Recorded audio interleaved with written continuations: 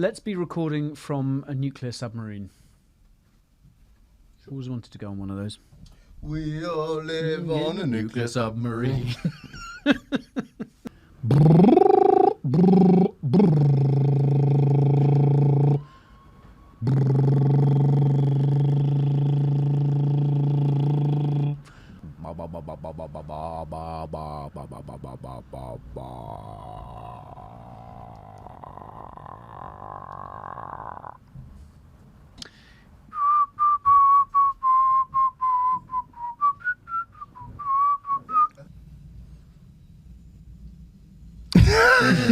There we are, photos taken. Okay, let's. What are we going to talk about today? Today we are going to talk about the rise of the altcoins. Quite apt that we're in the murky depths. Yeah, today. Yeah, ironic, really. Yeah. So the rise of the altcoins, because we finished with Bitcoin in the last episode. Yeah. We'd sort of brought it up to date, and I was going to move on and talk about the E word, talk about Ethereum. But then when I thought about it, I thought actually there's a lot more to cover before we get there, because the situation now is that Ethereum is the number one altcoin. And as you'll remember, an altcoin is basically any cryptocurrency. That's not Bitcoin. Exactly. So Ethereum now is the big daddy of the altcoins, but it wasn't always so. No. So I thought it would be really interesting to cover the altcoins that came sort of between Bitcoin and Ethereum. So this will take us up to, well, Ethereum was launched in 2015. Although the idea had been knocking around for a couple of years before that. But I thought we'd sort of get up to Ethereum's debut on the scene in 2015, so sort of prior to that. Okay, so let's start with two of the first altcoins to come on the scene. So today, I should say, there are thousands of cryptocurrencies, and their number just keep on growing. And we'll get into the reason why there are so many thousands later, because this will sort of nicely sort of tie off the episode. But it's safe to say that there are thousands upon thousands upon thousands of them now, and many of them are completely useless, and a lot of them are a bit of a joke. Yeah. Really. And it does kind of give crypto a bad name, because there are, in a way, with a lot of people, because there are so many just silly coins and tokens out there. That for a couple of years after the appearance of Bitcoin in 2009, that it was really the only cryptocurrency going. There was no competition. There was no alternative. But this changed in April of 2011 with the release of Namecoin. Namecoin? Yeah. Now, how did they name that coin?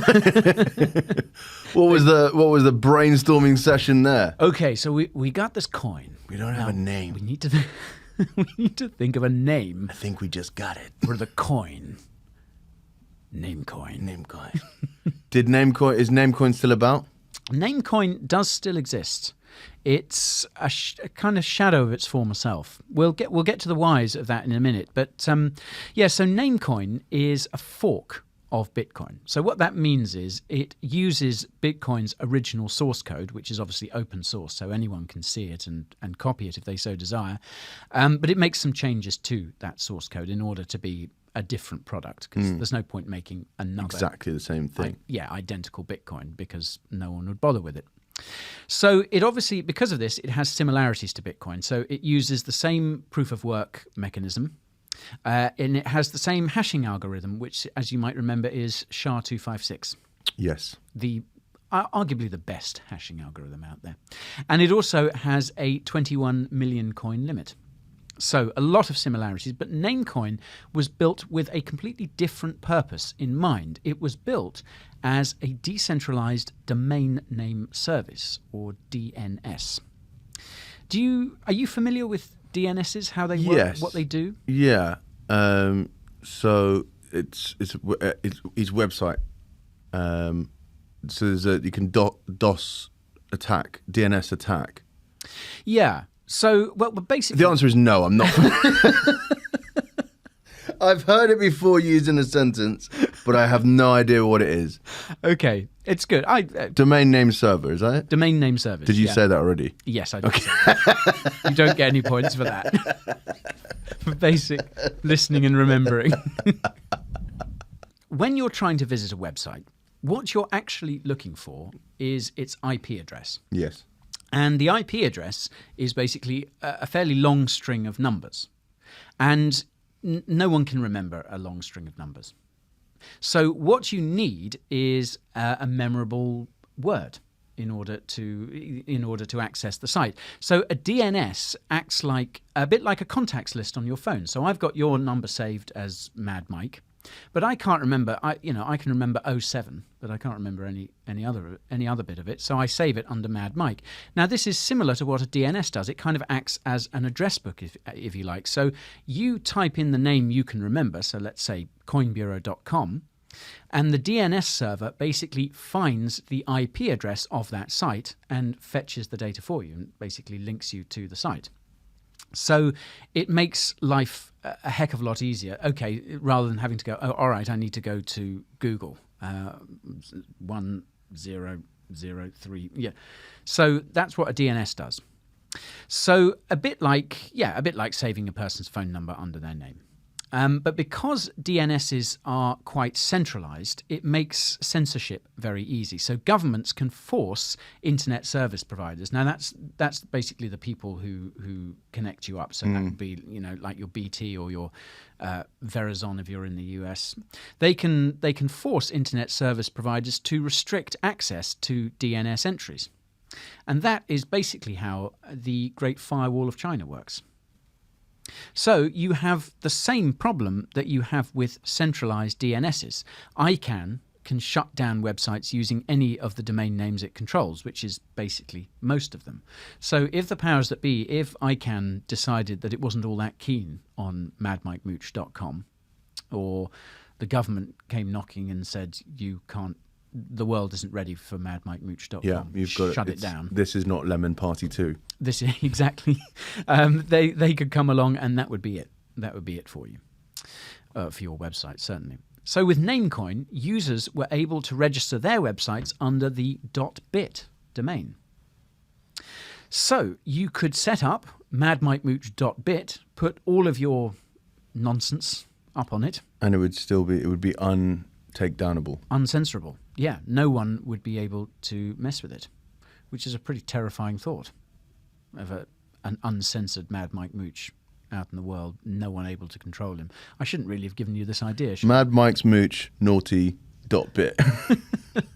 One of the interesting things I saw about the whole Namecoin thing was that like a tiny number of people actually bothered to create .bit websites. And I think quite a lot of the ones that were actually created were people basically cyber squatting on the .bit domain. Oh, so there was like Nike.bit. Yeah, I think people were coming up with Facebook.bit or whatever, hoping that it would catch on and Facebook would be forced to stump up X million dollars in order to buy the domain from them, which is, I mean, it's a clever idea, isn't it? But it didn't help the Namecoin cause because no one was actually using it. They were just sort of like parking these URLs. Basically empty URLs. Just sitting there. So that sort of contributed to its demise as well. And do you remember in the last episode we talked about some of the crypto terms and jargon? Yeah. Well, I think this is a good example of... Wrecked. Yeah, wrecked. And also NGMI, not going to make it. Yeah. Yeah, I think in the long term, Namecoin, not going to make it. No. Even though it is still going. Still going. Which is more than could be said for some of the other altcoins. But the next one that we're going to look at also came in 2011, a little later on in the year. And this is one that is still going strong. And this one is Litecoin. Yes. Now, Litecoin, again, is a fork of Bitcoin. And it has a lot of similarities to it. Again, it uses proof of work. But there are a few key differences. So the first thing to note about Litecoin is that it too has a limited supply, but instead of 21 million like Bitcoin has, Litecoin's supply is capped at 84 million, exactly 4 times Bitcoin's. And Litecoin also uses a different hashing algorithm. It uses one called Script, spelt with a Y instead of an I, instead of good old SHA-256. And it was Litecoin was designed to be easier to mine than Bitcoin. By this point, when Litecoin appeared, Bitcoin was being mined using GPUs by that point, thanks to good old Laszlo Hanyecz. And Litecoin produces blocks more regularly, every 2.5 minutes, which makes it 4 times faster than Bitcoin, which only produces blocks every 10 minutes. Yeah. So quicker transactions. Quicker transactions, yeah, and hence the name. So Litecoin was designed to be a kind of lighter version of Bitcoin, and therefore faster and easier to use. And it was designed and built by a chap called Charlie Lee, who was an engineer at Google, and he was one of the guys who worked on building Google Chrome, the operating system. So he's got some pretty good pedigree. He's got some credentials. Exactly. And he also went on to work for Coinbase in 2013. So he's a fairly well-known figure in the crypto community. And he basically designed Litecoin to be the often used quote that you'll hear about Litecoin is the silver to Bitcoin's gold. And if you sort of transplant that into a kind of regular currency terms, perhaps, just a little bit easier, smaller bits, easier to use. Yeah. And it was launched in a similarly kind of fair way that Bitcoin was. So there was no pre-mine, no allocation of tokens or coins or anything like that, which is a thing that happens at basically all the time. So it's a bit more honest. Yeah. What happens nowadays with virtually any crypto project that appears on the scene, whether it's a coin on its own blockchain or it's a token that's hosted on another blockchain, you'll have this thing most of the time called a pre-mine, which is where a certain number of coins are created at the very start.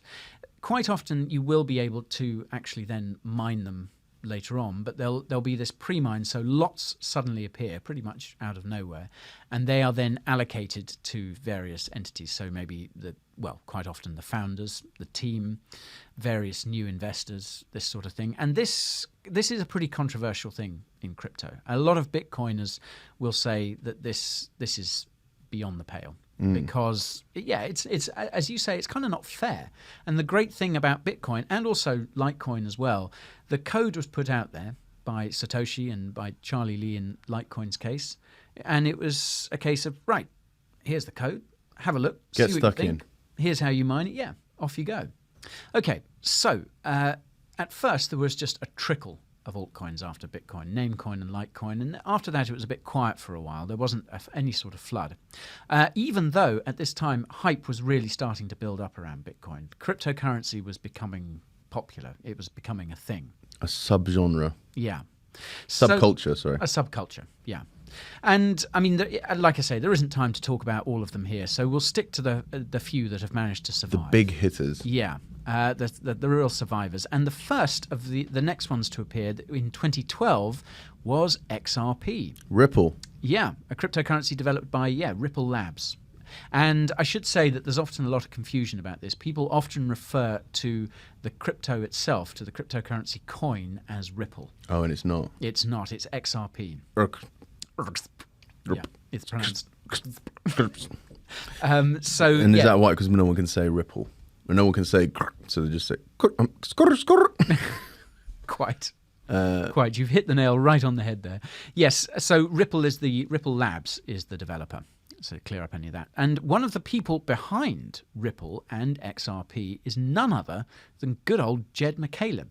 Oh, Do you remember Jed? Yeah. So he was last seen selling the Mt. Gox exchange that he'd created to Mark Karpellis. Yes. So it's like, welcome back, Jed. So Ripple was originally called Newcoin. Very, very imaginative. Then they tried OpenCoin, and then they settled on Ripple. Yeah. Fine. Yeah, it's this is a bit of a feature actually. We see this a few times with some of the coins. Rebranding. Yeah, they sort of come out. Well, there's a good example a little later on, and it's like, yeah, we're going to call it this. Actually, no, we'll try this and this. But Newcoin is, I think, pretty unimaginative. But Ripple, yeah, I don't mind. Now this is a markedly different project. What's that face you're making? I was doing the camera. Oh right. Sorry. So Ripple, XRP, is a markedly different project to Bitcoin. And this is one of the things that makes it noteworthy because as we've seen, like Namecoin and Litecoin, they were inspired by Bitcoin. They were forks of it. They used the original code and played around with it. Ripple, no. Whole new thing. Yeah. So basically, Ripple exists to process international money transfers between banks. And it's an alternative to the SWIFT banking system. You've heard of the SWIFT system, yeah. Again, this is one of these things that kind of underpins so much of our lives, and we don't really know an awful lot about it. SWIFT stands for Society for Worldwide Interbank Financial Telecommunication, which is one of those clever acronyms that's sort of... Do you think they sort of just went, right, cool, we're going to need to think of a name that goes into SWIFT? I'd love to know what came first. Yeah. I think they must have started with the acronym and then paid someone to come up with it. Yeah. It's like, here's 10 grand, make this work. We'll pay you via SWIFT. Yeah. So SWIFT is the system that's currently used, and Ripple for banks to basically exchange money between themselves across borders. Ripple exists to challenge that system. Yeah. As a challenger to the SWIFT system. And it's very fast and very cheap. Now, XRP, this cryptocurrency, is used as the currency of the Ripple network, and users can hold it instead of fiat currencies. And obviously, we talked about the difficulty of moving fiat currencies and especially of moving across borders because it can get very, very complicated. And this is one of the things that Ripple was set up to make easier. So you can basically, rather than having to move, I don't know, some pounds over into pesetas. If you're going back all those years ago. Instead, you can do it using XRP and also other aspects of Ripple's protocol. And yeah, so this was a bit controversial, Jed McCaleb leaving, because... Did he sell it to the same guy? I don't think so. Hey, Mr. Mount Gox, I got a deal for you. Hey, Mark, I see that whole Mount Gox thing. Didn't it? Are you interested in... I got something hot. Why don't you give this a try? See if you can screw this up as well. And the outcome of it will be very interesting for Ripple especially, but for the wider cryptocurrency industry. Are you familiar with the term security? You've heard it before? It's similar to DNS. I have no idea what you're talking about. Good. So yeah, a security is any financial asset that can be traded. So shares are securities, bonds are securities, etc., etc. But they have to be regulated. Yeah, you have to have a license to sell securities, and the SEC, the Securities and Exchange Commission, is the body in the United States that issues that license, and you can get in a lot of trouble if you sell unregistered securities, which is what Ripple and its executives are accused of doing. So that's XRP, as I say, still going strong. And the next one we're going to talk about that also appeared around this time, in December 2013 was when this particular coin emerged. And this is perhaps the most famous or perhaps infamous one that we're going to talk about today, certainly to appear around that time, and this is Dogecoin. Dogecoin. Arr, arr, arr. Arr, arr, arr. That was a very half-hearted arr, arr. I didn't lump into this one, so I'm not interested. Okay. You have no dog in this fight. No, I have no Shiba Inu in this fight. So Dogecoin first appeared, and I'm livid about this, by the way. Yeah, I can tell this is weighing on you heavily. Dogecoin first appeared in December 2013, which is a surprise to a lot of people because it only gained popularity a bit later, didn't it? Well, yes, certainly in around kind of 2020, 2021. Is this the first meme coin? Yes, it is. Okay. Yeah. And this is a big moment in the history of cryptocurrency because whether you like Dogecoin or not, and people, it's kind of love it or hate it kind of thing. People generally tend to fall into one camp or another. But it's a big moment in crypto because, as you say, it's the first meme coin. It's a totally new type of cryptocurrency to emerge. So it was actually designed as a joke. This is true.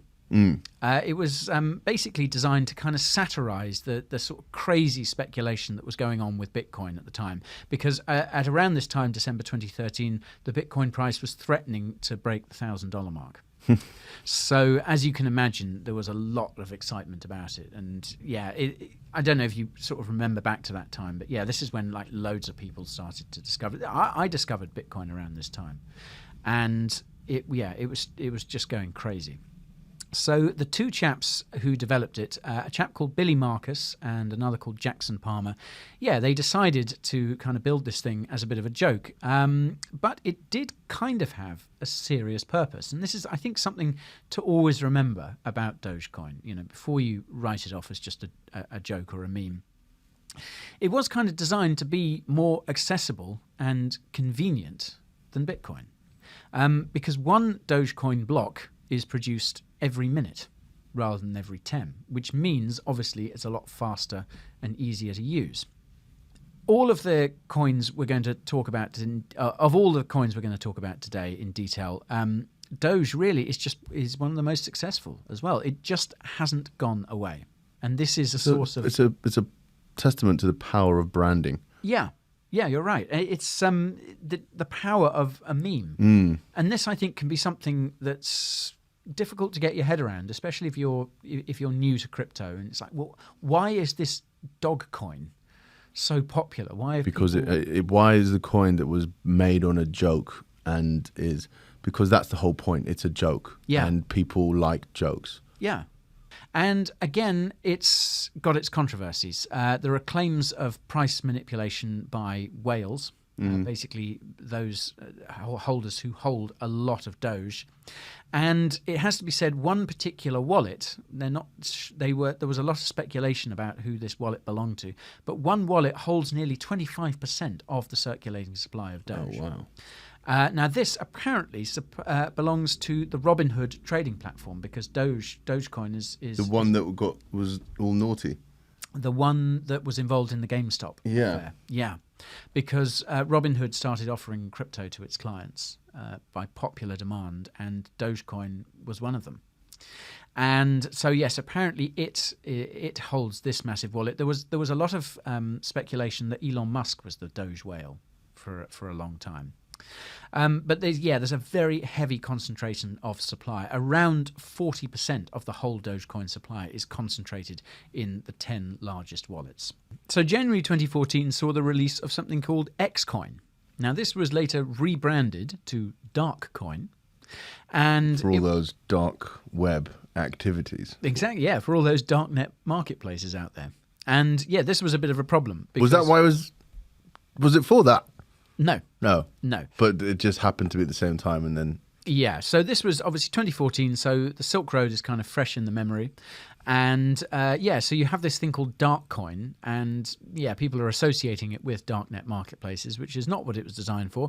So it was rebranded again to Dash. Oh, okay. And this is a kind of shortened word, a portmanteau word, I think they call it, of digital cash. And that final rebrand happened in March 2015. But Dash is another fork of Bitcoin, but there are some changes. So Dash is designed to allow for quicker transactions, a bit like Litecoin, as well as quicker and more efficient governance. Now, do you remember I think it was the last episode where we talked about Bitcoin, we touched on the subject of Bitcoin governance. Basically, if you want to make any sort of upgrade or change... There's only a few people who... Yeah, there's only a handful of people who can do it. Did the miners all vote or something? Basically, any sort of changes need to be approved, and this is a very long, drawn-out process, because you need to get a majority of miners approving it, and there's a lot of disagreement on what sort of changes should be made. So it takes a long time. It's very difficult to do. So part of the thinking behind Dash was to try and make this governance process a bit more efficient, a bit more streamlined. So the Dash blockchain has nodes and miners like any proof-of-work chain. Dash is a proof-of-work coin. But it also has a group of users called masternodes. And these masternodes are the ones that govern the Dash network. And you can become a masternode if you have 1,000 or more years of training. It's pretty intense. There aren't many. So I spoke of you to insert a stupid joke there when you were saying the important thing. 1,000 a year, 1,000 or more Dash coins. Oh, okay. So you basically buy your way into becoming a master. Yes. Yeah, I guess so.